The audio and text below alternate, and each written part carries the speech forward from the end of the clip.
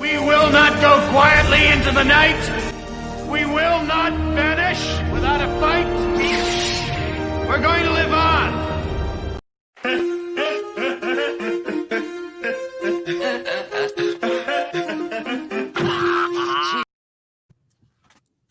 It is I, it is he, it is me, P-double-D, E. Tepwakuyan in the place to be reviews, not from WKRP in Cincinnati, but the Fandom Menace People's Champ here with you on Wednesday, Raw Wednesday.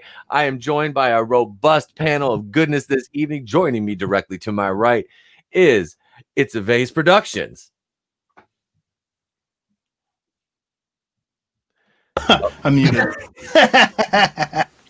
What's going on? Happy to be here and very alert, aware of my surroundings and good to go.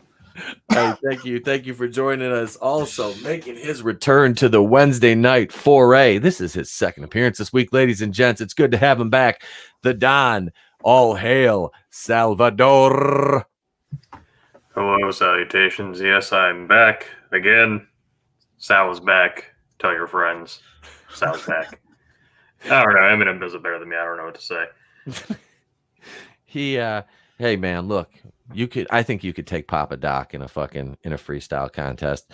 And if not, you can always just call him Clarence and say that Clarence's parents have a real good marriage. But that's neither here nor there nor anywhere. I am also joined this evening by one of the hardest working men I have met in this game. Ladies and gentlemen, Flipped Out from the Fandom Collective. Oh, I hit the wrong button. Hello. I'm going to use this opportunity to see if this is on right. Because it's camouflage, can you see me? Everything. I thought you had John Cena sitting on your head. I didn't know. Does kind of look weird, right? It's like camo. I like those glasses you got, Vase. Those are badass. Thank you. Thank you very much. I saw a picture of you with him, and I was like, oh, he put the fake glasses on, and I thought they were just like a picture you superimposed on your picture. Right. That's awesome. No, I got yeah. actual physical pair. These are not CG. I'm not one of the Avengers. Dun, dun, dun, dun. We are joined. Let's see who we got in the chat. Keely Chow. Hey, how you doing, man? Good to see you, Keely Chow. Yeah, so this is Wednesday, Raw Wednesday, and I just want to thank you guys for joining this. If you're going to be listening in the future, hey, how you doing? We're doing good here. It is we're coming into October of it's the 7th of 2020, and man, this really puts a damper on the Halloween season. Is all these movies pushed back? There was a lot of them we were going to get this month, and we would have we would have already seen Venom 2, Let There Be Carnage by this point. And I mean, that's one of the ones that I'm most disappointed in. I'm not going to lie. And I'm seeing some more stuff come out with Woody as, mocked up as Carnage and all this. And it looks pretty cool. And I thought it looked good from what we've seen so far offset. That's one of the movies that I'm most disappointed in getting pushed back. Originally it was Black Widow. And now I'm just like, I don't even care. I don't. It sucks. What about you guys? What's some of the stuff? I mean, obviously, I'm looking to like Dune, Wonder Woman. There's a bunch, but I want to know. I want to hear from you guys. Pushed back again. Now they're back. They're saying 2022. Yeah. They said the whole shoot's like in danger now. So I'm tired of not having a movie to go to. Like, you see a lot of trailers. I was just talking to Rookie about this. I was like, yeah, great, cool trailer. I'm going to do a reaction. And then, like, there's no date. And it's probably not going to happen. And there's only so much you can say about the trailer. So it's like, it's pretty cool. After that, don't know when it's coming out, And that's the bummer about it. To be determined. And they're trying to keep it in theaters for these movie releases because there have been some debacles on the streaming releases because they haven't perfected how to do that at all yet. We saw that with Mulan. Now there were a number of problems going on there, but none of which really helped sell the idea. Like the whole reason everyone was like, I'll get Disney Plus, and maybe if they start releasing stuff online, I can watch it. And then they're like $30 extra, and it's like that's more than I would pay for a movie ticket for one person if it's your family. And they were trying to pull that kind of stuff. But so I'm interested to see if like will anybody else be trying that kind of thing, and maybe with not so quite high of a price tag, or I don't know, but. That's a lot of delays. Like Dune just got pushed back like a full year, just about. That's depressing. It's and it's like how could they had to push back a full year? Like you don't think now that's another thing is like they're trying to I guess put it in a time slot where they think it's going to be selling like what that's based on like normal times of year. If the movie theaters reopen early and you've got your movie ready to go, people are ready to go to the movies. I say why wouldn't you release it then? Yep. Man, I work. Especially with a movie like Dune. You have nothing to lose. Release that as soon as everything's good to go. Man, I work in a grocery store, dude. Like, people are constantly coming in without masks. They're buying stuff. Look, we have a buffet set up for hot wings where people can just get them.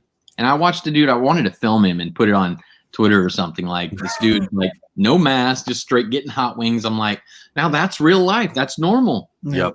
Weird right now to see it. If they can do that, can we go to a movie theater? Yeah. It seems political. What up, Sal? I'm kind of curious to see because everything's getting pushed back, right? They're like, oh, this the new Matrix got pushed back, right? Like everything pretty much. Unless it sucks. Unless they're not expecting to make money, and then they're just like, if we can keep it open, I feel like the new Matrix is going to be terrible anyway. Well, but I can go into my thoughts on that in a second. But we're hearing about all the shit that's getting pushed back, right? Everything that's supposed to come out this year. I'm curious about what else is in the pipeline for these studios that they didn't announce that's now been pushed back by 2-3 years, or if that's all going to get shit canned. Because there's stuff that I'm sure was in pre-production that they're like, you know what? You're in pre-pro and we're not even, releasing this yet. So, you're in what they call development hell for the next 5 years until they get all their big shit out.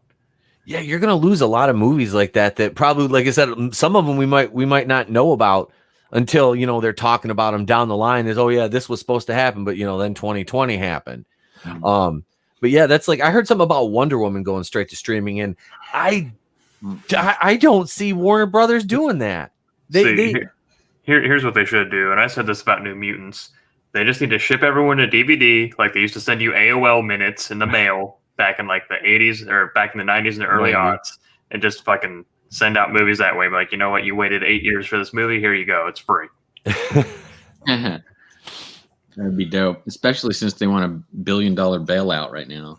Oh yeah, that's and I without tying it into politics, I mean, I'll say the same thing I said about the banks and the fucking auto industry. Fuck them. Let them go down. The strong ones will survive and the weak ones will fucking perish. And, then, when the dust settles, you're going to have a bunch of them reorganizing. But at the same time, it's like some of these not going to happen. I don't want to see them give money to these pricks. I really, when it's like you said, it's always like they have their investments there too. They do. That's like they have huge money. Like Steve Mnuchin is one of the executive producers on like Batman versus Superman, and he's so it's like, hey, let this industry die, and he's like, that thing is making me tons of money. Yeah, no way. Government bailout. That's how government works. Oh, absolutely. I mean, I'm just speaking from my own perspective. I know. Yeah. I feel the same way. Yeah. That's it. Like, but it won't happen. My sister's retarded. I'm addicted to crack. Welfare, please. That's basically what they're doing. It's like the film industry wants to shit on the fans. If we don't like something, we're fucking istophobes. But then it's like we're in trouble. Give us money. Wait. Fuck you. Hey, buddy. Fuck you, huh, guy? I mean, I guess go ahead. I was gonna say I think that's like it has been like that for a little bit, but I think there are some areas where like that's starting to be reevaluated, especially since movie theaters have been shut down, especially since they're like, we need people. They're remembering how much they need us to pay for the things that they like, or that, and we only pay for things that we actually like. So you have things like, the DC online streaming services getting shut down, moving over to HBO. HBO bought that out. And how are they and they immediately turned on its head. Like the Snyder Cut was never going to come out. They bought it. They were just like, yes, it is. And we're going to do it here.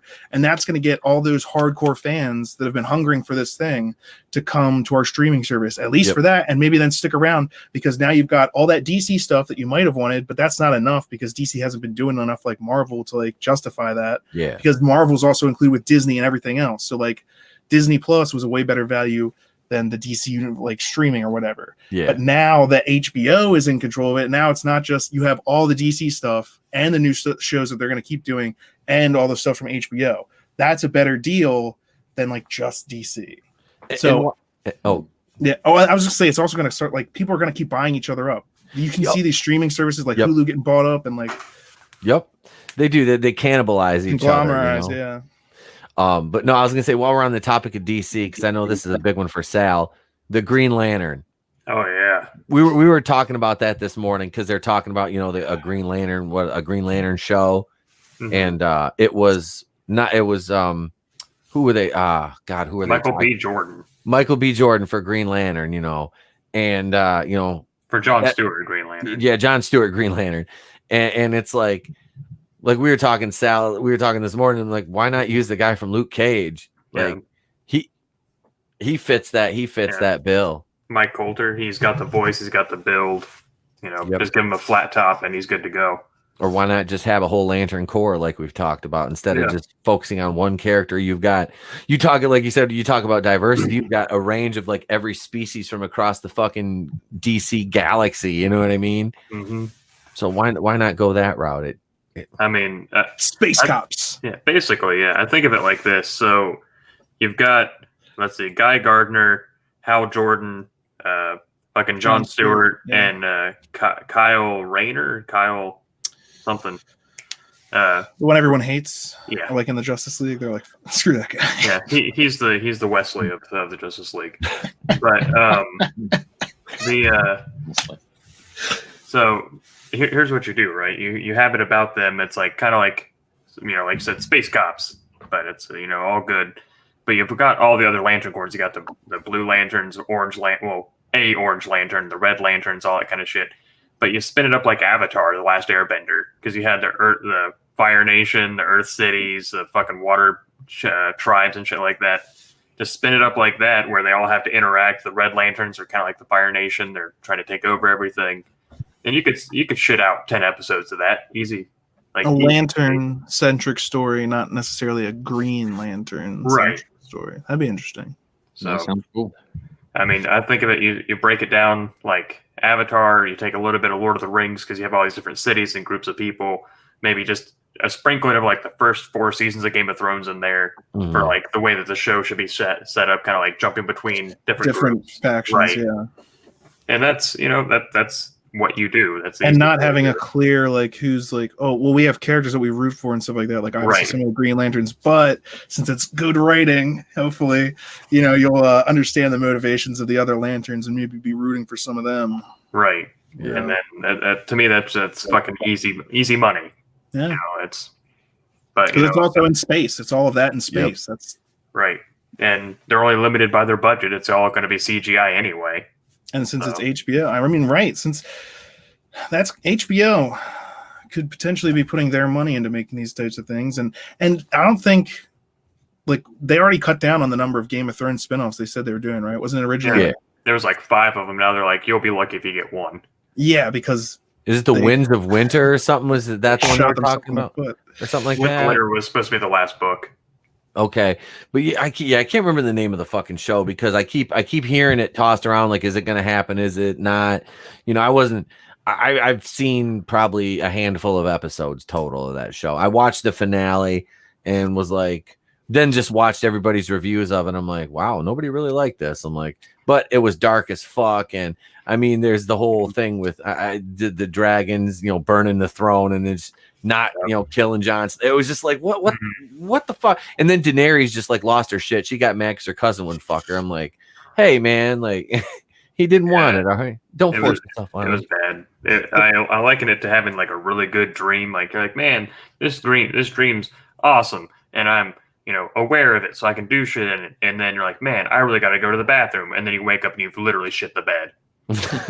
Well, it proved once and for all that David Benioff and D.B. Weiss are not creative geniuses. No. They just were able to competently take a book and format it as a script. And when they ran out of book to do that with, they shit the bed, like you said. And that made them easier to fire off Star Wars. They left or whatever. But like, you know, they crapped the bed when it came to their own creative talents. The only reason they got hired for Star Wars was because they were the Game of Thrones guys, and now that's not a selling point. No. And they were able to easily get rid of them because they hadn't yet made any Star Wars movies, unlike Rian Johnson, who they had to be like, no, we're still totally behind him, or just not say anything and let him keep saying stuff. And see, that was I'm glad you brought that up, because back when that was all circulating, I was like, before season 8 came out, I was like, those two would be perfect for an Old Republic, because there's so much going on, so many different characters, and then they fucking just shit all over themselves, fucking screaming from the mountaintops about how glorious they were. But the caveat to that is that they do have source material to go off of, so they could potentially pull it out of their ass. But I don't have faith in them anymore. That's what they're good at, like using other people's sources. Could be. So if they have something to go off of to like format it for a television, if you're like taking books and stuff like that, and there's plenty of stuff in like Legends and Old Republic stuff that they could do that with, and maybe then, you know, but yeah, it's like you said, what with that, like, look how great we are, and look at how blah, blah, blah, blah. I've even seen like their interviews when like they're talking about like the show in the last season, they're talking about why they're doing stuff. I'm just like, you guys don't know what you're doing or why you're doing it. Well, they signed a huge deal with Netflix, wasn't it? Them? I was gonna say that. Yeah, Netflix dropped them, I'm pretty sure. Yeah. Well, Netflix is in trouble right now. Oh, Yeah, they are. They're in a lot of hot water. They got indicted in Texas for distribution of that thing that we shall not speak its name. But and big round of applause for the state of fucking Texas for doing that. You know what? If a state was gonna do it, it was Texas. So I salute you, Texas, for that, man. That was that's a big move, and that's a big fuck you to Netflix and that bullshit, because I'm sorry, man, that we've talked about it enough, but I just want to say I'm happy that this is happening. Whatever happens with it, you know, I mean, who knows, but it's definitely going to raise some awareness on some of the nonsense that's going on right now. So that needed to happen. It really did. Yeah, it did. And Obama he's disappeared. He's just gone. Because he's a huge owner. Isn't he a partner in it now in Netflix? Yeah, I know, because they signed a huge deal after he was done in his time in office with it. Yeah, so you haven't really heard much. I mean, they're making money off of it. So now all he's got to do is just keep his head down and kind of distance himself from it, and he'll be, you know, he's the ex-president. He's going to be untouchable. I mean, let's be honest. It's good. You're going to see some. You're going to see the marketing team. I guarantee you're going to see probably their head of marketing have to answer to a shitstorm, probably in front of a congressional hearing or some shit like that. Yeah. I mean, we know how that's going to go, though. Yep. They're going to show up and they're going to get on the stand. They're going to get their sworn in for their cross examination. They're just going, we're sorry. Yep. We're sorry. We're sorry. It's going to look like that episode of South Park. We're sorry. It would be hilarious, you know. I just think because you're talking about the head of marketing, and it would be so funny if like they're like, "Why did you do this?" And he was like, or they say something along that's like, "Well, we were just trying to raise awareness about this thing," and then it's like, "Then why did you market it the way you did, you fucking perverts?" I do. I want to hear one of them try and claim that, because that claim goes out the window as soon as you see like the marketing. It's like, no, you weren't. No, you didn't. That's not what you wanted. That's what you're about. They tried to use that excuse, like the fucking the goddamn director of it, that woman. She like tried to use. Well, we're trying to raise awareness. Bitch, you auditioned 650 little girls. What the fuck is wrong with you? What the fuck is wrong with you? Like, no. And then to put that poster out there, that first image we saw that was like disgusting as hell, and you're trying to say you're not marketing toward this a certain sect of people who are criminals, and Chris Hansen says, "Why don't you have a seat?" Come on. Like Come on. Originally, when we first heard about the thing, it would have been another thing entirely if this was like a documentary type thing, and she went to these places where this is happening and filmed what was happening. That's one thing. To audition hundreds of children for this, to make this movie, that's something else. That's something else entirely. And then, like I said, when you read the description and the How you warning raise that they put on there, awareness.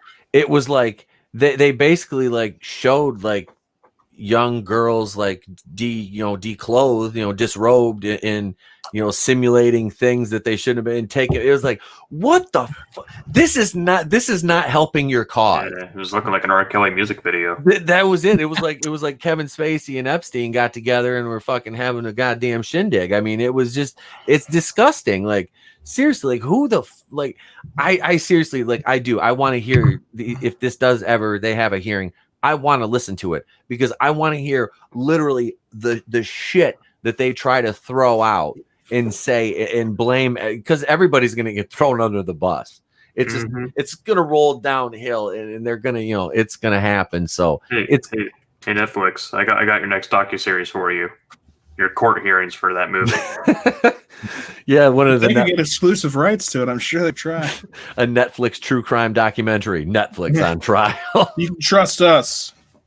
What's up with that? Why are people like, Obama or Clinton, Hillary or Bill? Why are they so untouchable? Like, just because they're up there? Like, I always thought when Trump was getting elected for the first time back in 2016 or whatever, I was like, man, he's going to go in there and he's literally going to put somebody in jail, because that's what I wanted to see. Finally, and he sounded like he'd do it, but it's just like it's like any, like I said, it's like any industry, though. I mean, Hollywood, like you said, to bring it back to entertainment, Hollywood is kind of like the house of cards is falling now because go ahead, Sal. Yeah, I say it's because their birth names is actually Robert De Niro. That's why. It's an Untouchables joke for those playing along at home. That's that's a great movie, by the way. It's very sensationalized, but it's a great fucking movie. Especially they put one of yours in the hospital, you put one of theirs in the morgue. It doesn't get any better than that. And when Sean Connery died in that, dude, that was like heart-wrenching. Spoiler alert, God. It come out like what, 88? God damn it, Pete. There's that new movie that De Niro did on, what was it called? It's pretty good, to be honest with you. I liked it. Irishman. The Irishman. Yeah, it was good. It was long as hell, but it was good. And being from Michigan, I've heard the Jimmy Hoffa legend, and I've been to that restaurant, Marcus's Red Fox. I've never been inside, but I've been through there, and he's been rumored to be buried in like farms. He's in I-75. He's here. He's there. It's it's one of those things they're never gonna solve. But yeah, that movie was really good. I like that. I liked it. It did look weird what they did to De Niro in some cases. Like, he was clearly an old man trying too hard to look young in a lot of scenes. But yeah, the story was good. Yeah, it's great. I was just gonna say Joe Pesci was solid in that too. Yeah, I would say it's crazy that the de-aging technology that they're using. Like, there are people who make better deep fakes like on their laptops at home and put those online than Hollywood does with all their money for these fucking de-agings.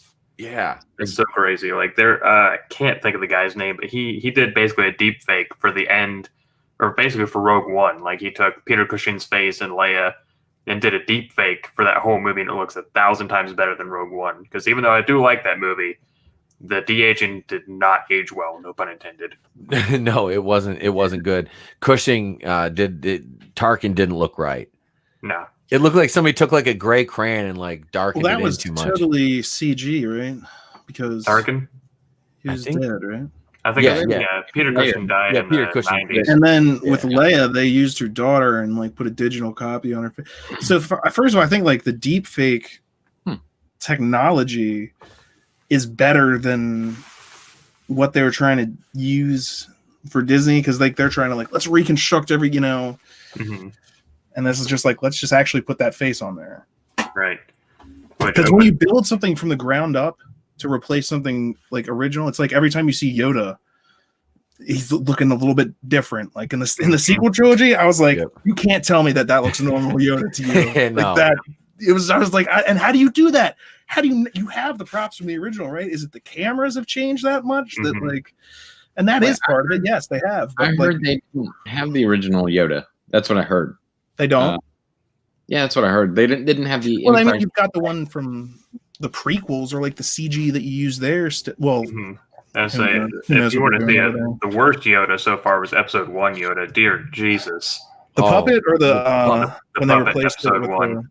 because they replaced it all with The CG CGI. for like the Yep. Episode 2 and 3, yeah.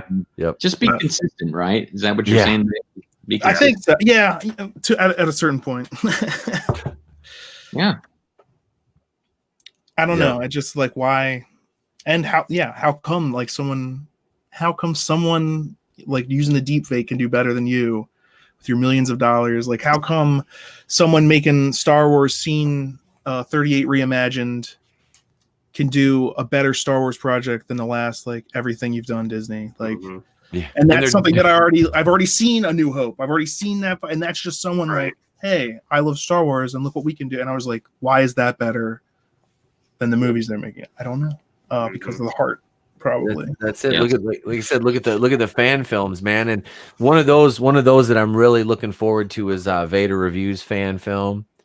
Man, that guy is his project is he's got that he's got I was on a stream with him over on Nerd Blast one night, and this cat is like full on into the gimmick. Like, I mean, yeah, he's putting up some production stills on YouTube and stuff like that of the film, and they're really putting a lot of time into it. And it's like him and I watched like the little documentary he did. It's like him and his brothers, and yeah, it's his dad makes the props, like the weapons, the blasters and shit. Like he's a woodworker, and he makes all this stuff, and it's like, dude, that is like amazing. Cool. It is so cool. Like but yeah, that's, and like you said, this is why that fans are coming out with better products, Star Wars, than Disney is, because like you said, it's the heart. It's coming from here, man. It's coming from a place of love.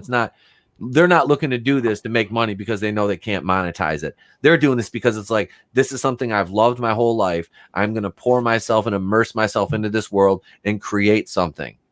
This is what Disney's not doing, because they're, like you said, they're looking at it. They've got their list, and they're going, okay, so how can I use this? Yep, that's it. Okay, so we can get this much box office if we look at the percentages here. We release this, and like. And that's what's lacking in a lot of the modern mythology is just heart. It's too homogenized, and that's what happened to the MCU. When the MCU started, it had heart. It did. Iron Man 1, that shit had heart. Captain America had, and then you get into the last 4 or 5 movies outside of like Infinity War, which is close to a fucking perfect movie in my opinion. They're just like kind of it's it's the paint by numbers. Yeah, I was gonna say boilerplate. Yep. They were like, we know that we can get a safe return. Yes, and that's all they're going for. And the first Iron Man, remember, wasn't like they were like, let's do it and launch the entire MCU. Nope. Like, yes, they had a thing at the end to tie it in. They had Sam Jackson at the very end, and he was like, I'm talking about the event, and that was a little bit, but like the movie itself, when they made it, there wasn't like all these different people like, we got to make sure that we do this and we do this and we do that. It was like Jon Favreau was like, let's try and make Iron Man work. Yeah. And Iron Man wasn't the most popular MCU character at the time. Now he is. Well, MCU doesn't exist, but like Marvel character. Yep. Like Spider-Man was way up there. Hulk was way up there. But like, Iron Man. And that's I've said many times before that before the MCU, Thor, despite what people think now of them, Thor, Iron Man, all them, they were like C-listers at best. And I know this because if they were popular, they would have been able to sell the movie rights in the 90s easily. And a lot of the mutants were like in with the Avengers, because they could do that because it was the comics, and with movies, obviously they didn't own the rights. Now that's all coming together for them. I'm kind of excited to see what they do with that. Kind of terrified because we've seen which direction they're kind of going. But like, so they also didn't have like the Wolverine or like Professor or so the Fantastic Four. So they couldn't do some of these things. So they had to use other heroes. Like they had to like, so this is our Avengers team because this is what we don't got. have the licensing to these other guys. Yep. Right. Yeah, when I watch Iron Man, like when I go back and rewatch the first one, I almost feel like it feels like Mandalorian, or maybe the first Mandalorian, a couple of episodes feels like Iron Man. I don't know why. The hammer, the armor, The hammer, the armor. the little wrist rocket that blows up a tank. It's Yeah, Favreau, man. Tony Stark at one point. I don't know. Favreau. It's Favreau, dude. And that's what I like about him is he fucking basically saved like the Spider-Man Homecoming movie. Him and Michael Keaton really did. I mean, they did. They just their little bits, and I wasn't too fond of Iron Man being in there because it was a Spider-Man movie, and I think Spider-Man can handle shit on his own. If you've seen the Raimi trilogy, he can handle shit on his own. He doesn't need, this motherfucker was holding buildings and fucking trains and shit with his webs. He's got this shit. He's not a little, he's not like a pissant. Before 9/11, he caught a helicopter between the Twin Towers. I remember the original. Yeah. And also that's the thing, like the MCU Spider-Man, they wanted direct ties to their other characters so that like they couldn't really make a Spider-Man movie without the Avengers and stuff like that. They wanted their claws in that. But with like the Sam Raimi Spider-Man, he was just like Spider-Man on his own. So Spider-Man against his villains and stuff. And the great things about those movies, and even the Amazing Spider-Man, I rewatched them all recently, and I noticed something. They make like New York way bigger of a character and a more important character than the MCU Spider-Man does. Like, they're like, they help out. Like, they're like, this is New York. If you fight with Spider-Man, you fight with New York. Like, and it's like that character of the city shines through in so many different places. Yeah. Like, the city itself is actually a character in Spider-Man. Yep. And that's why like that friendly neighborhood Spider-Man is like then it really comes together. It's not just, hey, he'll do a flip for you on a rooftop sometime. Oh yes, friendly neighborhood No, it's like literally the citizens come to his aid. Yeah. The ones when he saves the people on the train, they see his face and they're like, we won't tell anyone. We won't tell him. Yeah, we won't say anything because carefully, he's a hero. That is one of the best memes out of that, other than crying Tobey Maguire face. I'm sorry. That's he does always look like he's about to cry almost any scene.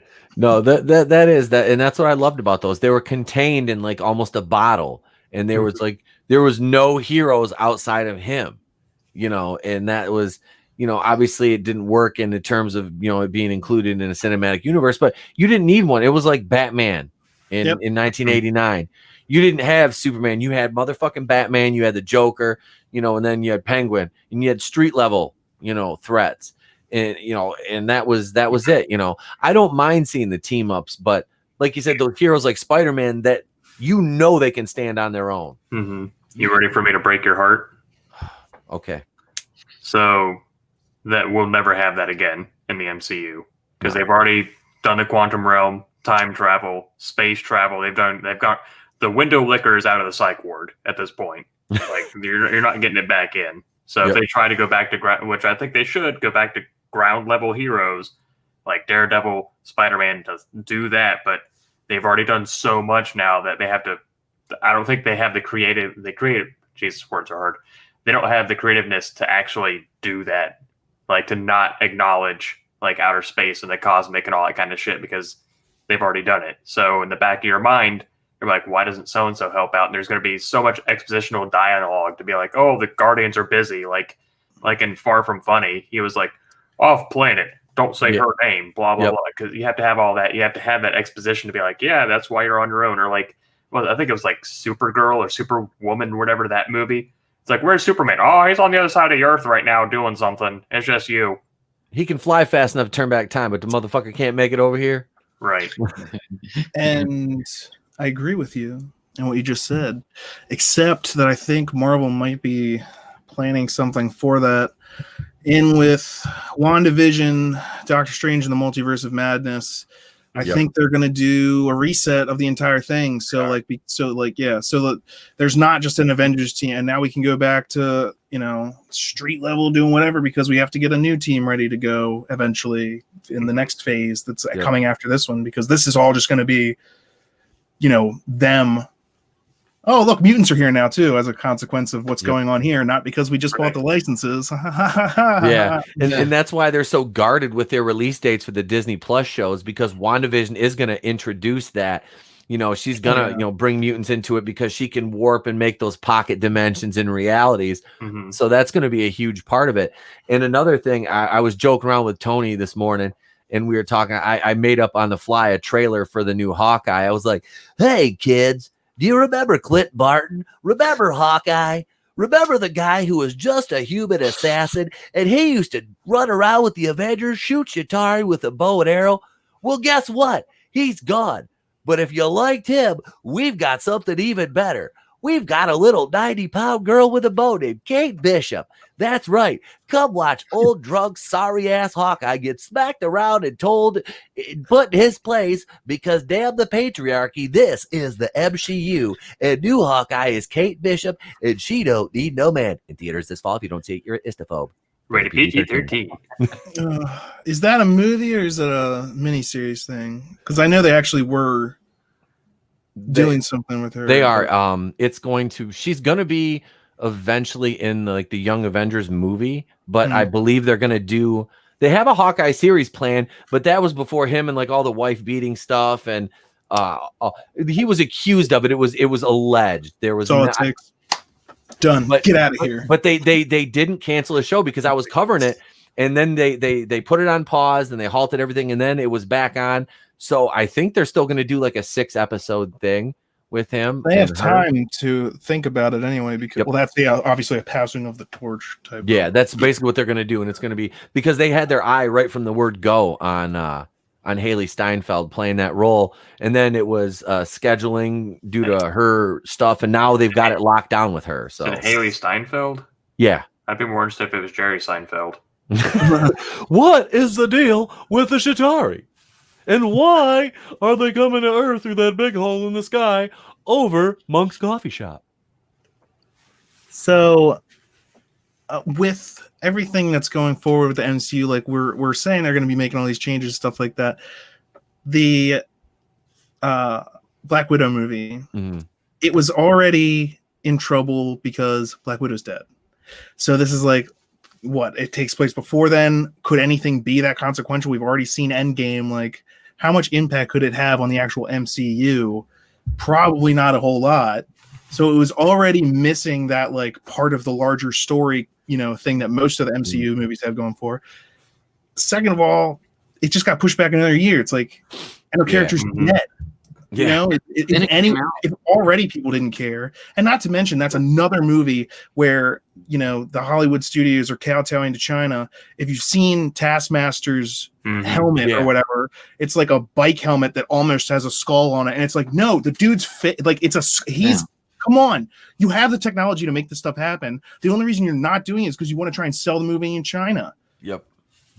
And then it came out that they were going to do this movie earlier, many years ago. And they should have done it when Captain Marvel was coming. That's if she's about to die in the next movie, why don't you give her a proper send off and give her own movie as the super heroine of, you know, she earned it. She's been in all the other movies. Well, this is our perfect chance to launch Captain Marvel because it's in between Infinity War and Endgame and it can't lose. It's insulated. As frustrating as it is, I wonder if they're going to use the WandaVision angle to bring her back. That would be so I hope not. If they do anything in that stuff that undoes like the events of Endgame and stuff like that, then that's crazily. I don't know. Then it just devalues all the sacrifices of those people. It's going to further be like, who cares about this? Like, why did I save this universe if she's just gonna, you know, be back alive? Yeah. Yep. It's even then when Hulk does his snap, he's like, I tried to bring her back. I tried and I couldn't. Right. Like, what? I'm interested. Yeah. Oh, sorry. I was gonna say, like, what would make Scarlet? I know Scarlet Witch is OP as fuck, but like, what would make her stronger than an Infinity Stone? You know what I mean? Yeah. So, and like one Infinity Stone, because like the Reality Stone, even by itself, can't change all of reality. You need like the Power Stone and the other. You know, that takes all of them working in tandem to change like the entire universe worth of reality. And so, what is she doing? That's like there are so many questions about WandaVision that I have. Like, you know, is the TV stuff, is that just a gimmick that's going to be in the first episode? Is it just to draw people in, or does that actually have something to do with the damn story? I don't know. Here's my pitch, right? And Pete's heard me say this, and I even posted it in the WCBS group. I think that what we're going to get is the House of M in reverse. I think that all this is happening because she's so devastatingly alone. Like her brother's dead, her fucking dildo's gone. Don't bang the robots. Yeah, and so here's the thing, because if you think about it, they even say in Age of Ultron, quote, she's weird. Because she's the only one that has, like, I mean, she got him from, I think it was, what was it, the reality stone? Or no, the space stone, or mind stone, yeah. Mind stone. So she has her powers from that. Everyone else has a fancy suit, or they're a government experiment, or there's some reason why they have their powers. She was experimented on, and she's the only one like her. And she's so alone, like she's mimicking and altering reality to try and get Vision back to some degree. And she just, I don't know, screams out something cheesy like, I don't want to be alone or something, and has like this fucking conniption snap thing. And that's what brings mutants like her into existence. Like people across the world to start kind of like Inhumans when the gas gets leaked out, they just start manifesting all over the world. And then that's how you have the, Professor Xavier has this little school or whatever. He's like, hey, all you people that are being, tried and chased after because your powers manifested, you killed someone or whatever, come to my school where it's safe. And that's when they start to learn their abilities and try to harness their powers, I guess. I like it. But as far as the end part where like her mental freak out starts causing people to manifest powers, I don't think that's quite the way they're going to go with it. They might. I don't know. What do I know? But like my thinking is like that is something that happens in WandaVision, probably one of the ending things. It's probably going to be something like you said, there's going to be some sort of snap, some sort of major like power surge. Something's going to go nuts. But that's going to like not in and of itself do that, create the mutants, although it would make sense for her to be the one that did it. But I think it's going to like set the dominoes tumbling for what leads to like the multiverse of madness and something that happens there with, oh, look, we've got the different Spider-Man and we've got, Tom Cruise is Tony Stark because it's a different reality. I think some sort of rearranging of the reality or something like that is going to introduce mutants into like, we're going to have a world where like, this isn't like a new thing. Like they've been around. It's just like, this is, and maybe we'll have different kind of like the alternate Earths, who knows? Right. They might try and do something like that so that they can still make stuff in like that, the MCU that we know and like MCU 2, MCU 3, because why not? That at least gives you chances to like branch out, because right now they're kind of constricted by doing anything within like the Marvel Cinematic Universe. DC can be like, this is over here on Earth 5, this is over here on and they're about to start taking advantage of that, and I feel like Marvel's about to start doing the same thing. Well, this whole phase is based like in the cosmic realm now is what the next phase, what they're going. They got that, everyone's talking about that Nick Fury show. That's going to be an Agents of Sword show. That's what they're going to do with that. That's about the Skrulls, right? Yep. Because Fury's been up there with them, and since the end of Cat Pan Mediocre or whatever. So it's I don't mind. I'm still bummed that we're not getting the Guardians of the Galaxy for like another 3 or 4 years. And that's hard on the cast, because Batista's going to be like 55 when that movie comes out. I mean, Chris Pratt will be like what? Like he's my age. He'll be like 43. Yep. But this is the last iteration of that team that you're going to get. And it sucks because that came out in 2017. It's already been 3 years. And they were setting up like Stallone, and like some of those other like to be a part of that as well. Like, the other Ravengers. Yes. Which that robot at the end was voiced by Miley Cyrus, in case anyone didn't know. I had forgotten that, but thank you so much for putting that back into my skull. You're welcome. That's knowledge I wanted in here. Damn it, Miley. But there is, and you were talking about Doctor Strange, and that's another one that, like we talked about the correlation with WandaVision and the multiverses, and you're going to get, that's where they're talking about, the Tom Cruise Iron Man is kind of an homage to him in the 90s wanting to get that Iron Man thing, going, and it didn't happen. And I'm still in the back of my mind, I'm like, please bring Michael Dudikoff in and have him be a Spider-Man at somewhere, please. Just for like, if he walked through like 10 seconds of like him just putting on the mask and he was in like the Canon Films dimension, I would be fucking, it's the Golden Globus multiverse. Here's fucking Michael Dudikoff as Spider-Man. Like that. So there's one that everyone's forgetting that I think we all deserve. is Lou Ferrigno to be the Hulk. And Yes. Yeah, for real. He's still in good. He's for an older guy, dude. He's still in good shape too. I think. Yeah, he's still like what was it, 2008 with the Incredible Hulk? Yeah. Edward. He was jacked as shit. Yeah. So I mean, look at Vince McMahon. He's like 90 years old and he's still shredded up. So I'm sure Lou Ferrigno still can could get back in shape for one more appearance. You know, one more run. That would be great just to have him come in and do like a quick cameo. You know. I just found Michael Dudikoff. I didn't know who you were talking about. Like, wow. I remember that dude from the 80s. Yeah. Dude. I don't know about now. you know who else wanted to be Spider-Man? Speaking about Spider-Mans. Who? Michael Jackson. Yeah, at some point he tried to buy the film rights or something because he wanted to be Spider-Man in a movie. I want to shoot webs on people. Yeah. Hail Fanzine. Thank you for joining us, man. Welcome, brother. Welcome. K-pop swinging in.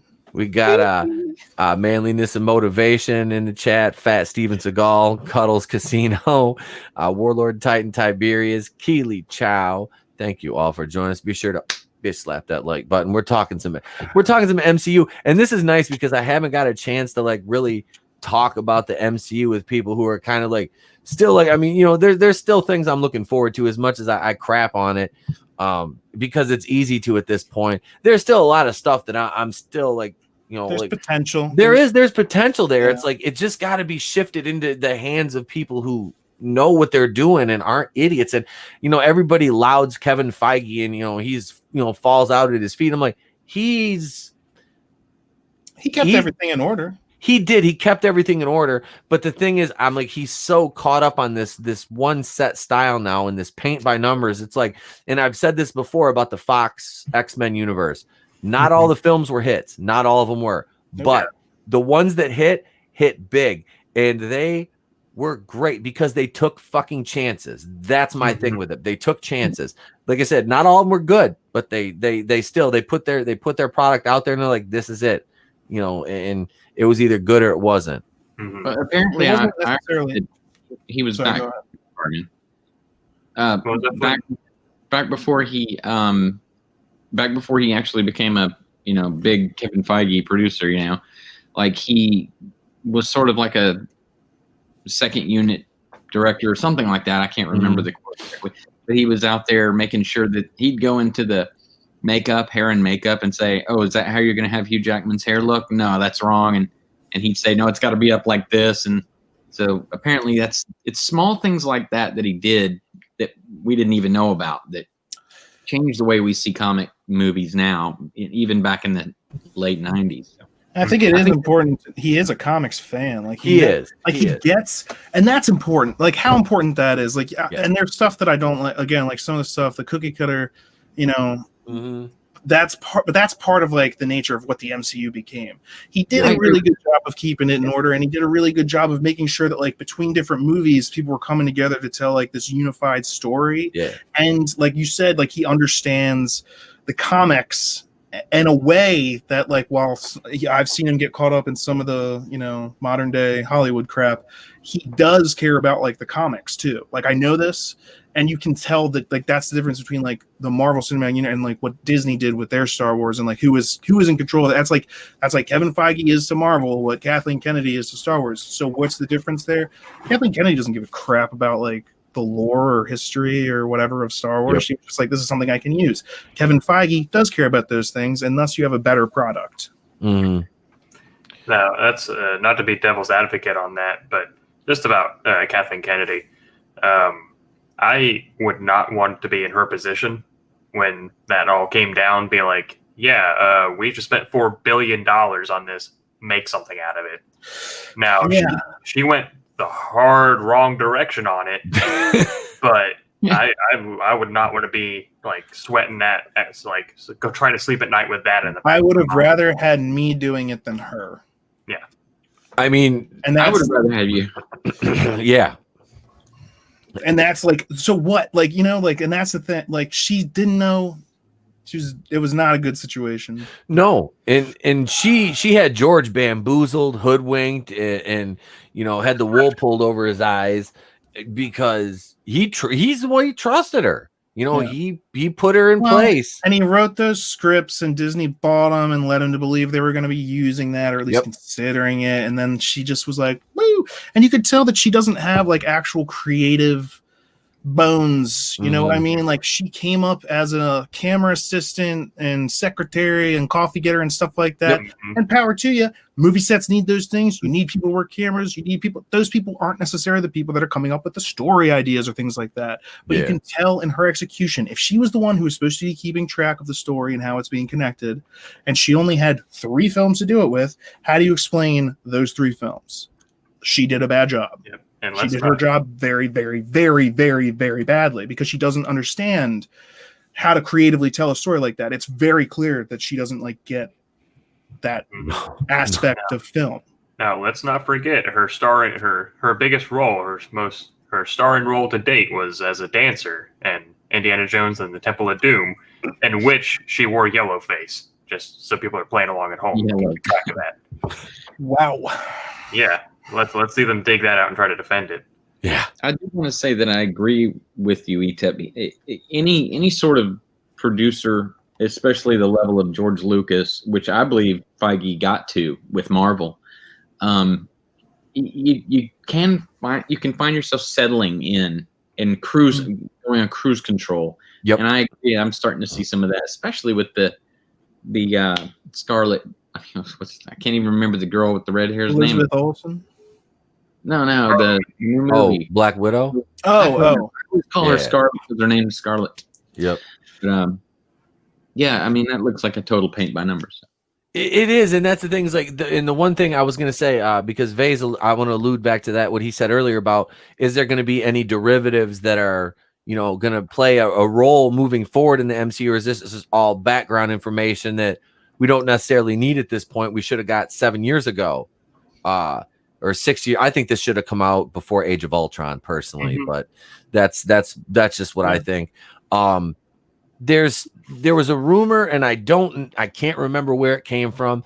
I saw a couple articles about it. I never did a video on it, but I want to say it was one of the big channels that covers Marvel, either the Cosmic Wonder or Everything Always, talked about a possible mutant connection in Black Widow, somebody being in the prison that happened to be a mutant. But it's like, are they really going to do that?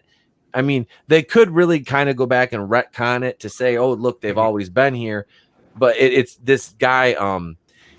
I can't remember. He's one of the largest bodybuilders, or he's 7 foot fucking tall. This guy's just a mountain of muscle. And it has to be Colossus. That's what I was gonna say. Are they gonna bring a new Colossus in? And that's kind of what I was thinking. Was this guy was gonna end up being Colossus? He's on the IMDb for the movie. Yeah, there'd be 3 that they could do. They could do Vulcan, Colossus, or Magic, because all 3 of them are Rasputin siblings. I think that would be a huge mistake. I don't see him doing it. I don't see him doing that in Black Widow. They're not going to want to introduce him that way. In defense, the Colossus that we've seen in Deadpool, we've never seen him depowered. So it could just be a depowered. But I don't think they're going to be using anyone from Fox's catalog except Deadpool. Deadpool's the only one, and maybe some of the people from the Deadpool movies. However, they're going to do that, because Deadpool: A New Home, I think, is still supposed to be coming out. Last I heard. But the thing is, Deadpool's aware that he's probably just gonna be like, well, Disney bought the rights, so now I'm over here. Literally, he's gonna say something like that. And that's why I love Deadpool. But I'm also terrified of Disney now having their hands on him. Okay, so there's another thing they were talking about. Marvel, what is it Marvel? They had a name for it, the adult R-rated. Yeah, it was Marvel. Logan would be. You're gonna have and I think, because now, like I said, I joked around about this. They do that. I joked around about this on Monday night in just the headline segment, because there was a rumor that, and it was through We Got This Covered, but it came originally from Daniel Richtman, who is a bona fide scooper. He's one of those is Rickman. It's one of those guys RPK or Mikey Sutton. Those guys. And he said something about Marvel's trying to ink Ryan Reynolds to a 10-movie deal, which would be the largest in Marvel history, as far as Marvel Knights, I think it is, fans. Yeah. But they're talking about ink him to a long-term deal, so which would say they've got to do something with Deadpool at that point. Yeah. And a dark and an R, it's got to be an R-rated movie. You're not going to be able to. You need to, if you're going to have this character, you need to have the character and let him be exactly who he is, because Ryan Reynolds is perfect in that role. He is. I'm not the biggest Deadpool fan, but I appreciate Ryan Reynolds and what he does in that role, and he's fucking awesome. I still haven't seen the second one. The first one was great. I loved it. It was. I remember when the test footage leaked out, and I was like, no shit, are they actually going to do this? And he leaked it because he's so passionate about the character, and he gets the character, and he gets, like, he was even Deadpool in the Wolverine or whatever, like X-Men Origins Wolverine, which was a terrible iteration of that character. They literally grafted over his mouth. He's the Merc of the mouth. Like, when I saw that, I was like, I was hyped for this movie because of Deadpool, and now I'm just furious at this movie. And they reference that in the Deadpool movie. When he's like, this is like the worst thing that could have happened. Well, maybe not the worst thing. And he was holding an action figure of that Deadpool. And I was just like, oh my gosh, they get it. Like, you can be, because that's one of the only comic book characters that can actually be like meta on that level of meta, like that he knows he's in a comic. Like Captain America can be a goof from like the whatever. That's his character. He can't be like aware of the fact that he's a comic book character. She-Hulk. I think She-Hulk would be the only other one. Honestly, She-Hulk could do that. I guess I don't know enough about her, but she's like that. She used to break the fourth wall in the books a little bit here and there. I mean, I don't know that they're going to do that route with her, but I mean, Deadpool, it's a given. You have to. You have to. And I got to say, the Deadpool video game, there was a part where, and it was crazy because there was a part where he was like talking to himself because he's insane. He has 3 different voices in his head in that game. And one of them is like, bad guys over there. We must be going the right way. And then there's this chasm you can't get across. And he's like, just think something. He's like, what do you mean? And then a thought bubble appears. And he jumps on top of the thought bubble and uses the thought bubble to get across, because like he can do that kind of stuff. Because, and like there's another comic that he's in where he just like gets out of the frame and like goes over to somebody else's frame so that he can like beat them. And like that's how he does it. It's just like, that's to me, that's a lot of fun, but it's also not something that you can have that many characters do. There can't be a ton of him running, but that if you have like a 10-pool deal with Deadpool, that puts him in some mutant movies, that potentially puts him in some like X-Force movies, because they were setting that kind of stuff up. That would be tight. And you could do stuff like Deadpool kills the Marvel Universe. And if we're opening up new realities, if they can open up new realities and do set stuff in alternate realities, that would be so key to their strategy moving forward. I can't imagine they're not trying to set that up. The age of the MCU is over. The age of like the MC, infinite is upon us. Yep. That's what, if they want to make it to where they're going to keep some of their older, the fans, like, from the original, the Infinity Saga or whatever, the original MCU fans or whatever, and people that are like, comic book fans, then they're really going to have to dial back some of the identity bullshit. Like I was genuinely excited when they were like talking about the She-Hulk show, because I dig the character. I think she's fucking awesome. She's a badass, like hot fucking green chick that kicks ass. I mean, really. And then like you look at the comic books now, they look like garbage. You hire Dana Schwartz, who basically is like just a horrible human being, to be a writer on that show, and it's just trash, but I'm like, then the woman they cast, I'm kind of like, I don't know her, so I'm reserve my judgment. But let's see what Fanzine says. Deadpool yes, I was gonna say that when you said kills the Marvel, Deadpool kills the Fox Marvel universe has been discussed. Yes, they talk about him like showing up and like just kind of like killing the characters off. Oh, that would be fucking hilarious. Yeah, it would be meta as hell. That would be great. But okay, now here's the thing: do you see Disney doing that stuff? Though, no. That's the big problem I have with everything is that it's Disney. Yep. They're gonna have to create like a branch studio where these things aren't coming out. Like you don't see Marvel first, or you don't see you see maybe Deadpool first, or like Logan first. But it's not like when you had the MCU movies, it was like Marvel's Captain America. Like you can't be like, because they want these kids. And so I just am seeing it through their marketing people's eyes, the nightmare of having R-rated stuff that ignorant parents are going to be taking their kids to, not knowing what it is. And then they're going to complain because, oh my God, my kid heard the F word. We went to see a superhero movie. I thought you were better than this, Disney. And it's like, you didn't research this movie at all. It's rated R for a reason. Like it's rated, and that's honestly what these companies have to start telling these people. You can't let idiots control the direction of your company. It's like, hey, you're the idiot that took your kid to an R-rated movie. If you can figure out that wasn't for your kid, then you're probably too stupid to have kids. When South Park Bigger, Longer, and Uncut came out in theaters, I was there opening night. I was 19 fucking years old. I had been watching South Park since it came out. I was like, what, 16? I think when it debuted, like 96. Love that show. I still have the original season on VHS. I went to the fucking theater and I said, it was me and my girlfriend who she fucking hated it, but I made her go. There was parents with like 10, 11-year-old kids there. I'm like, oh, this is gonna, well, as soon as you got into the Kyle's Mom's a Bitch song and oh my God. And was it Uncle Fucker? I mean, there was dick, Uncle Fucker. Yeah. I mean, I haven't seen that movie in a long time, but dude, yeah, I remember people just in droves, like, because there was probably like, I don't know, maybe 100 people in the theater. At least fucking 20 people left because it was like people there with kids, and I'm like, you are stupid. They didn't know. They didn't know what you're going to see. It's rated R. It's fucking South Park. South Park was never designed for kids. It was teenagers to fucking like 18 to 49-year-olds. That's what demo they were trying to fucking hit. Like a 12-year-old going there at the mall, and there's a theater at the mall, and you're like, "Hey, Dad, can we go see this cartoon?" And then Dad's halfway through it, like, "Oh my God," blown away. Like, yep. Yeah, and there was, oh yeah, I was sitting around laughing. He's, oh my God, I can't believe this. They're getting up and leaving. I'm like, shut up. Now I'm gonna have to go see the next show because I missed that 5 minutes because you were bitching about the fucking language. No, it's like, yeah, those are the kind of parents that would take their kids. God, I just thought of the worst shit. Sorry. Those are the parents that would take their kids to see Deadpool, and be like, oh my God, the Karens be up fucking bitching at the fucking theater manager about it. I'm writing an online review about this. Go, please share that with the world, and everyone could see how stupid you are.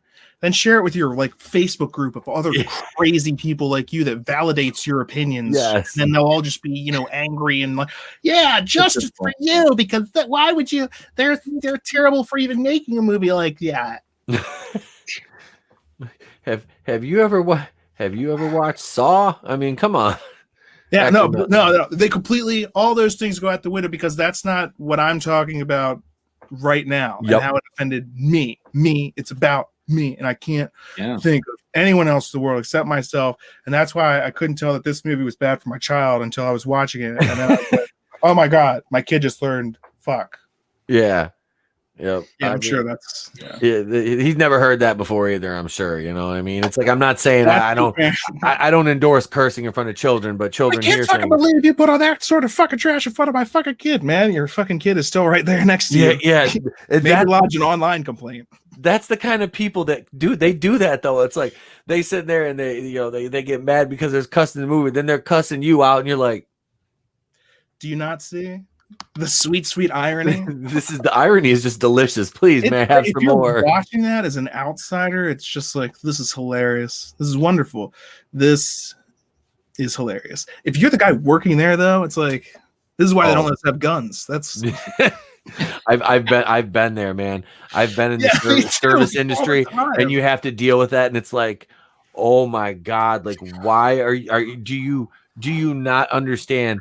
Like, you're being completely fucking unreasonable. And then that's like I'll tell Tony again. He worked in, he was on the phones doing customer service, and he told me the one day, he says, I was on the phone with this woman for 4.5 hours. I'm like, 4.5 hours. I'm like, if that didn't end in a hookup, I mean, Jesus Christ, you know what I mean? It's like, holy fuck, man. Like, over a pair of shoes. It's just like, and a coupon. I mean, this is the insanity. Who has that time for that? I know. You have that much time to invest in that situation? Come and ask you where something is, like there are fucking signs right above you. Oh God, isn't that the craziest thing? I feel like I'm like, how do you normally navigate? Yeah. Because when I go into a store and I need to find something, I look at the signs and then I find what I need. It's very rare. Sometimes though you can't find it, then you ask for help, and then sometimes it's obvious you feel like an idiot. But there's other people, they're just like, you didn't even try. You clearly didn't try. You know, just went straight to complaining. I've Phil, I'm free to admit this. Like, I have literally walked into a store and negated the entire idea of going to look for a sign of any kind, and I just went straight to the first person with a uniform on. And as soon as I did it, I felt like an idiot. I was like, "Why did I do that? Why did I do that?" Because I walk like 4 feet and it's like right here. Yeah, I don't like having to talk to other people. So for me, it's just more convenient. Actually, if someone's like, "Can I help you?" and I'm like, "I know more than you." I don't actually say if that's like Parks and Rec. That's what Ron Swanson says when he goes to the hardware store. The guy's like, "Hello there, sir. Is there a project you're working on today?" And Ron just goes, "I know more than you." He's that stern Ron Swanson look. Yep. Nick Offerman that man is a treasure. He really is. He's fucking great. Like, if they said, "Hey, we're gonna do a Ron Swanson movie," I'd be like, "Take my fucking money." It could just have Ron Swanson in it too. Like, he could be out in his cabin just angrily doing things. Like, nobody around him is exactly what he wants. No phones, nothing, and he would still be angry about something. Birds are chirping too loud. So he'd build a shelter so he couldn't hear the birds or something like that. That could be a movie. That's a Ron Swanson movie right there. Ron Swanson building a soundproof shelter so he can't hear birds chirping. Oh yeah, that guy. Okay. To annoy him while he eats his 10 pounds of bacon and 90 eggs. How many eggs did you eat? All of them. He was eating them so fast, the last 3 were raw. Fucking JJ's Diner. And how perfect was it? Ron Swanson married Xena. Like, that was he ended up with Xena, and Lucy Lawless still looked magnificent in that show. I'm not gonna lie. And it's also pretty hilarious that he's actually married in real life to Megan. Yeah, Megan Mullally. Yeah, she's crazy. Oh my god, so funny when he got cornrows on that fucking show. Cuts one eyebrow off, motherfucker has cornrows. I'm like, oh right. I didn't shave my mustache; it was rubbed off by friction.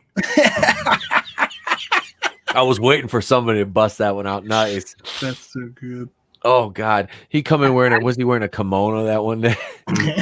Oh, Megan Mullally's last name. Mullally, I think. Something like that. She was the crazy chick from Will and Grace. Yep, and she's the crazy chick from Parks and Rec, and that's pretty much her role. She's so good. Well, her voice too, and she like plays it up in such a great way. Oh yeah, that's where they met on Will and Grace. Or I'm sorry, that's not where they met. While she was filming Will and Grace. So she's also like, I think she's like 15 years older than him or something like that.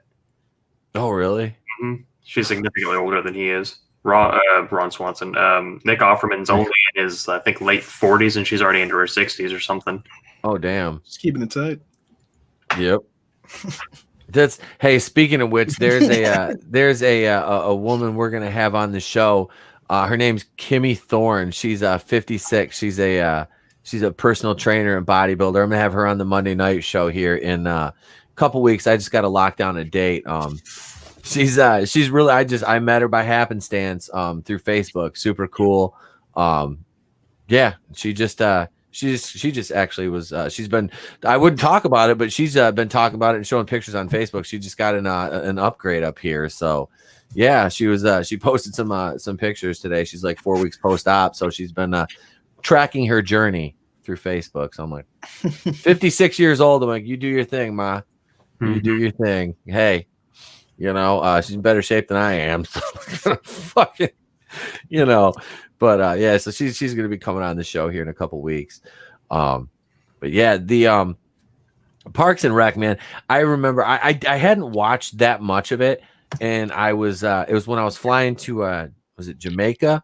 I ended up watching it on the plane. They were playing a shitload of that and 30 Rock on the plane, and I couldn't go wrong with each show. I really fell in love with, like, so when we got back from that, we ended up binging Parks and Rec, and I watched the rest of the show unfold, and that show was fucking amazing. And I tell you what, thank God for it, because it really gave us Chris Pratt, and he just like took over the world.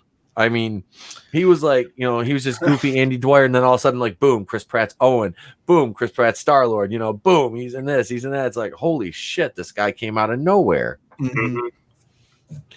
And they like encouraged him to stay out of shape for Parks and Rec. Oh yeah, because supposed to be that was his character. They actually explained it in dialogue when he's coming back, because he's there near the end. He's off shooting his movies now. Like he's filming Guardians of the Galaxy, so he's only in half the season. And he's talking to Ben as they're going up some stairs. And he's like, "Oh yeah, I just recently got in shape, started working." He's like, "Oh yeah, what did you do to lose all that weight?" He's like, "Really, I just stopped drinking beer." And Ben's like, "How much beer were you drinking?" He's like, "Probably too much." But that's how they explain away in Parks and Rec that he's suddenly in like great shape. Yeah.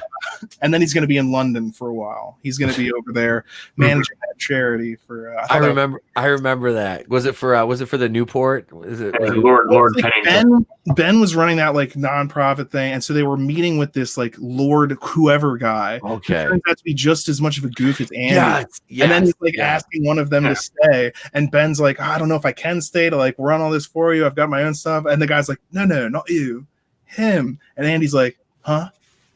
Was that a goose outside?" Yeah, I remember that. It's been a while since I watched that part. It's funny because he was in the Nova Corps in Guardians of the Galaxy. Oh, he was? Yeah, that guy was one of the guards. He's the one that's like, what a bunch of a-holes. Yeah. Oh. Yeah. Damn. That's funny. That's perfect. I didn't even make that connection before, but that's probably funny. why they got him for that exact part. And speaking, since we went back to Guardians of the Galaxy, can we talk about the Ronin for a minute? The Kree Ronin, Ronin the Accuser. Yeah, Ronin the Accuser. Boy, did they really fuck that character up in Captain Marvel. Like, Or Lee Pace. I haven't seen Captain Marvel, so I'll take your word for it. I mean, they had him built up, in Guardians and all that. He's legit. He's challenging Thanos, and here he just gets like, he runs away kind of from Captain Marvel after she busts up a couple of his ships. It's like, huh? Like, is this? That's just to show you just how powerful she is. Continuing the long, wonderful tradition of here's a girl character. How do we show that she's strong? Breaking down some other well-known man character. At least this time it was a villain. Yeah, this is true. Like Luke Skywalker. Oh, yeah. Well, hey, that's another classic example. But like that's what they were doing. Here's Captain Marvel. How do we show that we're strong? She's strong. Oh, well, here's this guy that everyone knows is strong. She's stronger than him. Get it? There it is. Poor fucking Luke.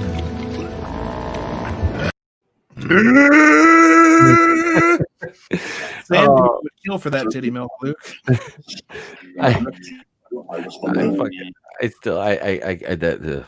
That movie just gives me the fucking heebie-jeebies still. Damn insult. It is. But so I'm in here in the see if you can pull that up. You guys probably have seen this, but let's see. Chris Pratt in a Star Wars commercial. Have you seen that? I don't know. Let's let me see here. Let's go over here. I'm waiting for it to load. My screen share wasn't working worth a damn earlier. It was locking everything up. Mm-hmm. Yeah, I'm curious. Speaking of Chris Pratt, he seems to not put himself into hot water, but people just seem to get really pissed off about random things that he does. I'm wondering how much longer he'll be for the MCU with the direction that it's going. Oh yeah, did you hear what he said about Onward?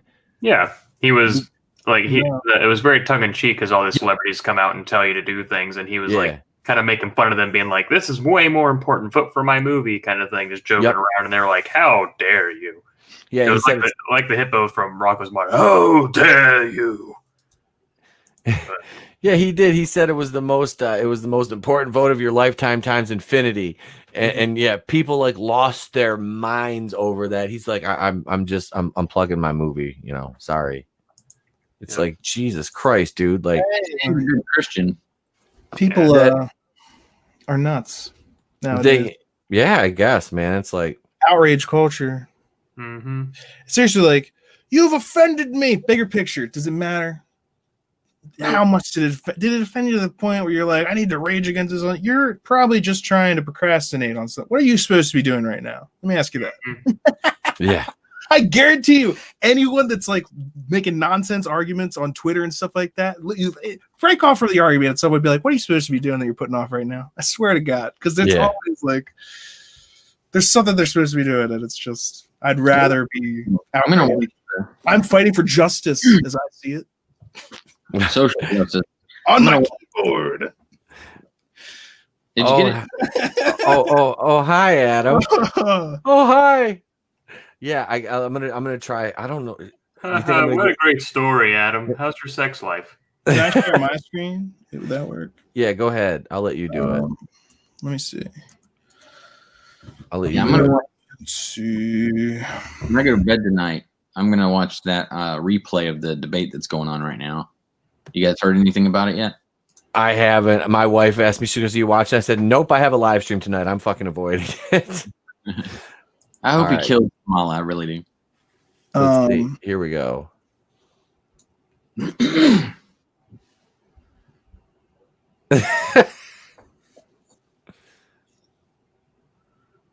I love it. It just looks like Andy Dwyer. Yeah. That's awesome. I think that is Andy Dwyer. It is. He's in a bathrobe. He's not wearing pants.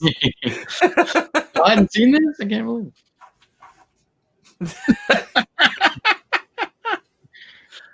He's just still spinning around. It's like that sound is so cool. That is Andy Dwyer. That's exactly his character. Which I've been saying, if they wanted to go young Indiana Jones, people have been saying it too. It's not an original idea, but I think Chris Pratt would be the way to go for a young Harrison Ford. Oh God, I quite agree with you.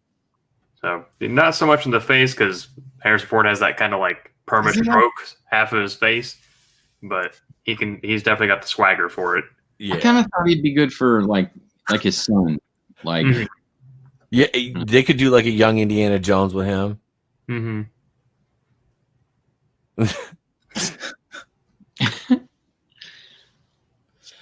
Uh-oh. Oh no.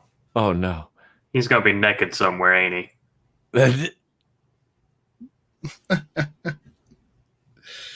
Yep.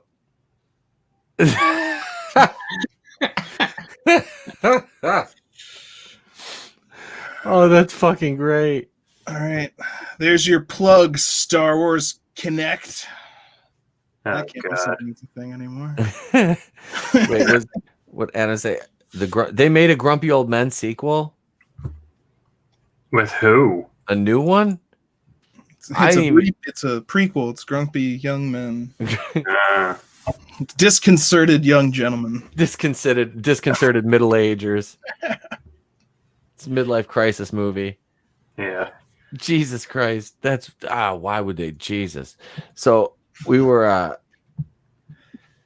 talking. Did you find something down there? Is that your screen share? Sorry. Flip said he has to go as well. Okay. I saw that. All right. Hey man, go over and check out Flipped Out's channel and the Fandom Collective on YouTube and follow him on Twitter. That is I'm lucky enough to be a part of that Fandom Collective team, and it is a bunch of awesome, hardworking, badass YouTubers. And then your behind the scenes staff, Penny and Danielle, I believe her name is. She did the artwork on the cards. I posted a picture of that on Twitter. Those Fandom Collective cards are fucking gorgeous. And yeah, man, hashtag rise together. Thanks for coming on, Flip. I appreciate it, bro. I got to have you back on again. Yeah, brother. I appreciate you having me on. It was great to see you, Vase and Don Salvador. Yes, sir. Hilarious, man. Thank you. Sorry, I got to go, gentlemen. I am a parent, so I understand, man. Thank you. Have a good one. See you, Flip. And then there were three. That's right. The new Grumpy Old Men sequel sucks. He says, yeah, Trump and Biden. Oh, God. Politics notwithstanding, wouldn't that movie be fucking hilarious? Like, I'm sorry, but like, if you took like that would be like, if you took and put those two in like a Grumpy Old Men movie, I think that would be fucking hilarious. It would be grabby and sniffy. I think, it would be much like Apocalypse Now, like the behind the scenes making of would be. Oh God! They wouldn't shoot any scenes together, so we had to shoot their scenes edited together. They got on their nerves so hard, and what was supposed to be a 60-day shoot turned into a 3-year nightmare. Oh, Drinker he had a field day with that one. And what was the other one? The Island of Dr. Moreau. Speaking of actors not working together, Marlon Brando and what's his name, Val Kilmer. Those two they said they just antagonize each other. That's exactly what would happen. They would just be antagonizing each other. One of them would always be drunk. It would funny. It would be fucking priceless, dude. But oh god, that's a fucking rabbit hole I don't want to go down. Oh shit. It'll be fine. Sal, do you have any I think you have some new toys. Yeah, I have several new toys. Jesus Lord. Yeah, so for those who don't know, I'll reiterate. The Coof kind of fucked up toy distribution this year, like hard. Like some places, like there's a store exclusive that Walmart's supposed to carry, and some places have like just boxes sitting on the shelf full, while some are barren for months at a time. And Hasbro in particular has been really bad about it, to the point where they had sent me like 4 or 5 emails letting me know, like, hey, we're sorry, but your stuff's been delayed another month or two. Meanwhile, they're shilly shills, like the big toy YouTubers get their shit for free like a week after. They're like, hey, pre-order this. And they're like, you don't have to do that. We'll just send it to you for free because you lick our nipples. And so while I was gone this past month, all my pre-orders decided to show up all at once. So I have like 40 some odd new toys that I have to make videos on. So it's going to be a arduous uphill battle. I was supposed to film 2 or 3 today, and I was like, nah, I'm gonna watch the show on Netflix instead. So, which is a show called Evil, if you haven't heard of it. I only recommend probably 80% of the show, because it's like, hey, this is really cool. This is a cool concept. It's about demons, but it's like a team of 3 people. There's like a priest, and then there's someone who's like a psychologist. So it walks that line between, are they possessed? Do they have schizophrenia? Is it mental illness? All that kind of stuff. And it's like, okay, you have me. And then there'll be like a 2-minute scene where it's like just shoved down your throat wokeness. And you're like, wow, all right, you went there. You didn't have to go there, but you went there.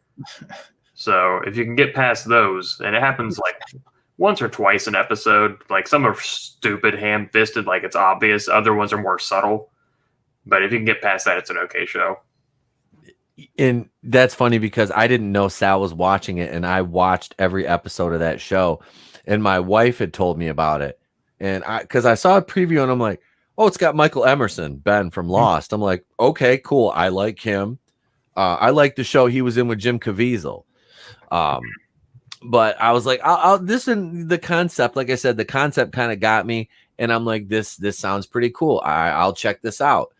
And like you said, it's all right. It's good. And then it's like, it starts out, like you said, a little bit of jab here, a little jab there. And then it's like we were talking about this morning, the fucking incel army. Mm-hmm. The incel army. I'm like, there's a kid who gets kind of burned by a girl at a coffee shop, and it hurts his feelings. And then a therapist is like, let me get you on 4chan with the incel army. Like, it's like a bunch of like boomers know enough tech terms, and they just kind of sprinkle them in there. And it's made by CBS, the same people that make Star Trek Discovery, so I knew it was going to happen. But it's like the first like half the season is okay, but when you get to like episode 8, then they just start like hammering it down real hard. Yep. So yep, it gets real, and that was a shame too, because I was like, she even pointed out before I did. She was like, hey, because she watched, because I had to catch up, and she's like, yeah, she goes, you might not like it, and my wife is not one that like looks for that kind of shit in shows, but now that I do this and talk about it all the time, she does. She was like, and she even said it. She goes, some of it's kind of woke. I'm like, are you the same woman I married? Did you just say that? I'm like, all right, I have a little more respect. All right, But no, it was kind of funny. But no, it was too. And I was like, it is like you said, it's subtle at first, and then it's just like bam, incel army. Yeah, that whole thing. Why don't you get out here and join the incel army? I'm like, oh Lord. I'm like, did Rian Johnson write this? Yeah, it's fucking bad. But there's a few more parts where like some of it you're like, okay, they have a fair point or whatever, but it's like there'll be a scene there will be a scene as going along, and then out of nowhere they're like, "You only do that to people with color," and it's like, I don't have any frame of reference, so like I don't know. It's just it's a good show, like conceptually good show. Let's see, it's got Mike Coulter, the guy that played Luke Cage. I can't remember his fucking name, but he used to be on the Daily Show with Jon Stewart. So it's and Michael Emerson, of course. It's got some good actors in it. But you talking about the guy that's the Middle Eastern, the Muslim guy? Ben, yeah. He's good. I like his character, because he's strictly like scientific, like fact based, like he's the skeptic of the group. Yep. So he's willing to believe, but he's kind of on the fence, and they have the two opposites. Yep, because the Mike Coulter is his name, the guy that played Luke Cage. He's the priest, and then the white lady is the she's the psychiatrist or psychiatrist. Psychiatrist, yeah. And it's something I was talking to Pete about it earlier. I didn't notice it till like around episode 7 or 8. I was like, all the bad guys in these episodes are white men. Well, so and they have some terrible. So. They have a little bit of fourth wall breaking because it's like every time there's someone that's possessed, it's like a woman, and she's like, "How come every time we go to a possession, it's a woman?" And they kind of look at her like, "I don't know." So this is slightly off topic, but it's slightly on topic because white men are evil. And but it's about that like whole thing that like is kind of being pushed. When you think of like Barry Allen as the Flash, and so for the new Justice League movie, when I think of like Barry Allen, I think of like the cartoons. I think of the Flash. He's usually like a tall guy with like blonde hair and blue eyes. Yep. And so, do you think they specifically cast Ezra Miller because he has brown hair or like dark hair? I think like black hair, and dark eyes, so that they didn't have like. People are just going to see a superpowered Nazi running around. I'm like, hey, Hollywood, if you think that someone with blonde hair and blue eyes is a Nazi, you're insane. Missing the point of like your thing. Like, you're real heartbroken. Judged by the way people look, whole thing, and also. If they think blonde hair and blue eyes makes you like a super Nazi, I don't have the heart to tell them about Captain America. Captain America, or like Hitler. Who didn't? He didn't have either. He was brown haired, brown eyed. So, but like I think that when I was thinking about it, I was like, how come he never? And there are other problems. Hopefully, that'll be addressed in like the Snyder Cut. But I doubt it. Like the way he runs, I have a problem with this. Yeah, he runs like a figure skater skates. Yeah, or like speed skater, which I kind of speed skater. Yeah, not a figure skater, speed skater. But it. I mean, if you were like to ask me, do you like the CW Flash's version of running better than? Yeah, I do, because he looks like a guy that's running. Now they don't have good special effects, but like when he's still he's running like that. So even if you were to slow it down, he would still just be running really fast, not just like sliding around, which makes it. I don't know. It's fucked up. I would like to see like. I don't know why I think this is funny, but it's probably funnier if you could see inside my head. It'd be funnier. I'd love to see the Flash just gear up to go running, and then it just cuts to Bryan Cranston from Malcolm in the Middle doing his little speed walking thing. Oh no, that's so funny. I knocked my camera down. I'm always like just holding out hope on the inside that they'll cancel the Flash show finally, and they'll use the multiverse thing. And here comes Grant Gustin into the DCEU, and they fire Ezra Miller for choking a bitch. I mean, like Ezra Miller's a white guy, and he literally got away with choking a woman. Like I don't know how that happens in 2020. I don't know how it happened. I think Wayne Brady could get away with it. Wayne Brady choke a bitch. Yeah, Ezra Miller choked like some fan out. Like this woman like choked her out. It was on video and everything. Mm-hmm. He was like, "You want to fight?" And he like put his hands on her neck and shit like that. Yeah. It seemed like they were both drunk, and it's by his tone of voice, it sounded like they were playing around or something. But still, it's kind of like. Also, who would turn down a fight with that? Of course, I want to fight you. Look at you. I know. Like you're not really the Flash, Pop. I'm just gonna wring your neck. And then he's like he's probably wearing a dress, so it's like hard to fight somebody in a dress. Yeah, I remember I that. just feel that because I don't want to fight a woman, but look, I know you're not a woman. Ah, He had a how dare I culotte say skirt that. on. Oh no, they're after me. Yeah, he showed up to like a red carpet event, looking like one of those fucking like Kong dog toys that Yep. you shove peanut butter in. That's where Yep. his dress looked like that, or like a giant butt plug or something. That's I don't claim to have ever understood fashion, but most of like high fashion usually just looks stupid to me. Yeah, oh no, you're not the only one. Because I'm more like function over function and comfort. Yeah. Yep. And if I can put like something like if I can have a T-shirt that has like Star Wars or whatever that like just tells people like here's something that you could talk to me about because I don't want to talk about like a bunch of other stuff that people normally try to talk to me about. So I just put on my shirt and that gives you a conversation start. Look at my hat, Stark Industries. You can talk to me about Tony Stark. That would be great. Don't talk to me about the weather. I don't care. I don't care. Don't tell me about your life if I don't know you. You know, because I don't care. We're not gonna see each other again. That's not. Yeah. But you can talk to me about this. Sure. Hey. Yep. That's it, man. That's like I always did that at work. I had like certain things on my desk. I'm like, these are things that I like. You know, I have like Star Wars stuff on my desk. I have this on my desk. You know, it's like I used to have the only Funko Pop I've ever personally owned was somebody bought me a Rick Sanchez Funko Pop from Rick and Morty. I used to have it on my desk, you know. But I understand, man. Trust me, I understand. That's that's it. Like you said, a good T-shirt can just, it gives people, this is your in. If you want something to talk about right here, like my sweatshirt, it says Bears, Beats, and Battlestar Galactica, which is an Office reference. Yes, Dwight. So, yep. So it's like, if people, if they, I wear this in the store, like, oh, like the Office. I'm like, yep, that's it. But there's something that we can bond over. Yay. That's it. Wait, let's see. I'm wearing a polo and 511, so mine says I'm probably carrying. So don't talk to me. I need to. Well, that's actually another shirt that I need to get. Just says "Don't talk to me." It's even better. That's a conversation ender. I close it off at the start. Wait, Pennyworth is a better show than any of the CW garbage. It's dark and gritty, lots of violence and killing. Have a good evening. Thank you, Angry Mango. Pennyworth. I've never seen Pennyworth. Was Pennyworth? Is that the Showtime show? Am I thinking of that, or is that something else? No, that's Penny Dreadful. Penny Dreadful. Okay, I was thinking of something else. Pennyworth. Is that about the one about Alfred? It must be. Yeah. I haven't seen a lick of that. Where was that aired? I don't know.